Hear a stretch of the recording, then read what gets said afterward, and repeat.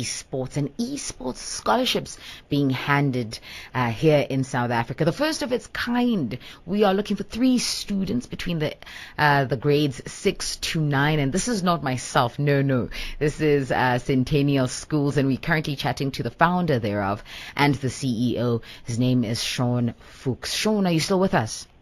Yes, absolutely. Sorry about that. Not a problem. Now, I want to get into the last question I had asked before we lost you there for a bit. In terms of the lucrative nature of esports and pursuing this as a career, is that a feasible kind of approach? Is it a venture worth the pursuit? Or is this a part of the side hustle community? So there's some method in our madness. One, if you're going to pursue a career in esports, solely. South Africa is in its infancy, so we are ranked almost, I think it's 62nd in the world ratings on esports competitiveness. And we have a number of South African gamers who, between them, over the last year, have collectively made about 25 million rand, so just over $1.5 million.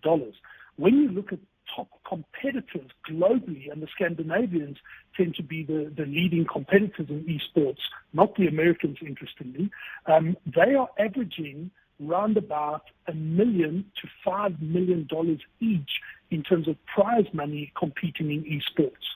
So it's continuing to grow, and it's growing rapidly. So if you're going on your own just to compete in esports, and you are very good, there certainly is traction there to make a career out of it. And when we link it to our scholarship program, we've also linked with BRUSA, an organization that places South African students into American universities, and with a scholarship, they will be placed, they'll have the possibility of being placed into an American university on an esports scholarship. So they can study whatever they want. They just need to compete for that American university or college in esports. So the traction is really getting is quite strong. Now, Shaun, I just want to understand the point you're making, especially with the last, where you spoke about American colleges and universities. So the child can go and study whatever it is, whatever degree they want to study. However, all they have to do in return, so as to compensate their studies, is to participate in esports and be competitive at it? 100% correct. Wow. Okay, this is a new level. I mean, you're making strides of your own, Shaun.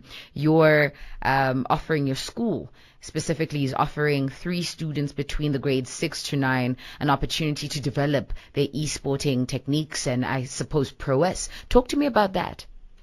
We have 2 professional coaches. So on campus, we have an esports teacher. We have a subject called esports, where students actually go down, they game, they play, they compete, they're in teams, they're developing strategy, communication, etc. And in the afternoon, they can choose esports as an extramural, like you would choose football or basketball or whatever. The only criteria for doing that is our students have to have a fitness activity in the week that they've chosen on top of the esports. So they can't go into esports unless they have been taking part in one of our sporting activities, basketball, CrossFit, yoga, whatever it is that we offer. So we balance it nicely. There needs to be a very clear balance between the gaming and obviously the wellness, the physical wellness as well. Yeah, I was about to ask about the physical wellness, and you literally stopped me dead in my tracks. So thank you so much for that. Let's get into the scholarship and what it comprises of. I mean, here are these little ones, off to pursue the world of esports. What can they expect in the offering? So we've offered, one of the things we've done, we've asked them, because we're in education, and of course that's so important, that they have to complete an essay, a 1-page essay. We give the criteria on our website, and they have to tell us about who they are, what their interests are, what their hobbies. So it's more, who am I and why should I be considered for the esports? So we're looking at articulation, we're looking at their academic ability. They need to also supply their last academic report. So we're looking at more than just gaming. They then need to, there will be a criteria of about 90 students selected, who will then go through to the first round. From that, they will compete. We will then whittle that down to 30 who will go to the final round. And at the final round, they will compete with the top 3 will then be given the prizes. And the first prize is 300,000 Rand in tuition fees for the duration of their college, high school career. And at Centennial Schools, obviously, we've partnered with ASUS, who have incredible educational products in terms of their laptops. That's what our school uses. So the students will receive a laptop. They will also receive gaming paraphernalia from Cooler Master, who are really a top supplier of keyboards, building computers, computer mice, etc. And then obviously the Brucer Scholarship, there will be assistance from Brucer in terms of applying for scholarships once they get to sort of grade 10, grade 11, because that's a 2-year process. It's not sort of that they would do something in grade 12 only. And then second prize is 200,000 with similar ASUS and Cooler Master, and third prize is 150,000. And it's the first of its kind ever, as we've said, on the South African continent. No one has really gone and said eSports gaming is a serious sport.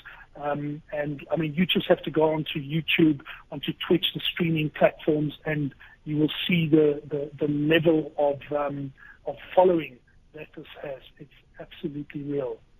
Wow. Now, you speak highly of the little ones and just them participating and sort of building their way into esports. Is it a lost cause for us adults, Shaun? Are we off the market? Can we participate? Can we grow ourselves in this department? Absolutely. I mean, you can. I think, I wasn't born with a device in my hand. When I started playing video games, it was Atari and it was Pac-Man. And, it was a very different era. You'd go to the corner cafe and you'd put in 10 cents and you'd play on the games in the corner cafe. So it's a very different era to where it is today. But of course, many of our parents are taught by their children how to play on Xbox or on PlayStation or a PC and mouse kind of gaming. So it definitely is something that adults can sort of get into, and it's also a nice connection with your child. Because you're showing your child that you're actually interested in what they're doing as well, and there's a great synergy there. Wow. I think let's slate off conversations by looking at how people can participate as runner-ups for this scholarship offering that your school is bringing forth. Sorry, just say that again. So how do children enroll? How do they apply for your scholarship? What do they do? So very, very easy. They need to go to Centennial Schools. .co.za, so CENTENNIAL,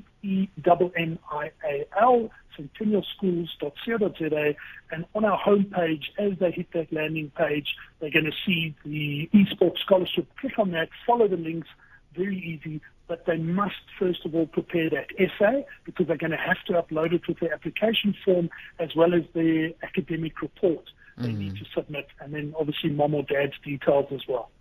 Lovely. Thank you so much, Shaun, for your time on the show today. I've had fun, and I'm looking forward to seeing what comes out of this particular offering, the scholarships, that is. Thank you, Sheila. Thanks for your time. Shaun Fuchs, who is the founder and CEO of Centennial Schools, really urging children between the grades 6 to 9 in South Africa to participate in this first ever e-scholarship program availed to 3 children. My. 30 minutes after 3 p.m. Central African time. Let's head over to Ayanda Mkwanazi, who's going to be giving us that business news update.